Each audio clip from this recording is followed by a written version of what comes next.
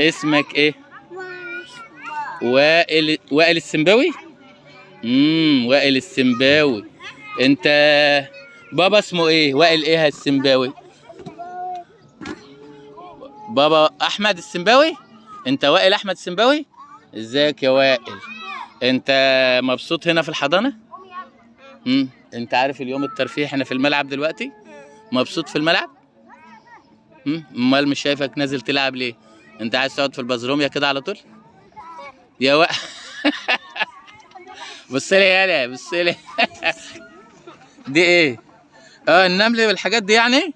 لا تخافش منها، دي حاجات عاديه يعني طبيعيه عادي بتتعايش معانا. النمل ده مخلوقات يعني عادي، لها دور في الحياه برضه. انت بتخاف من النمل يا وائل؟ لا يا راجل، لا لا لا لا، تخاف من النمل ازاي؟ النمل النمل ده مخلوق زينا، له دور في الحياه، بيأدي دوره. احنا بني ادمين ولنا دور في الحياه، والنمل كمان. طيب يا وائل، انت في كي جي 1 ولا 2؟ انت في سنه اولى ولا الثانيه؟ في سنه. طب الابله اللي عليك مين؟ عارفها؟ الابله ايه؟ انا مش عارف اذا كان هنا ابله اسمها ايه. في ابله هنا اسمها ايه؟ والله مظبوط الكلام ده. طب ماشي.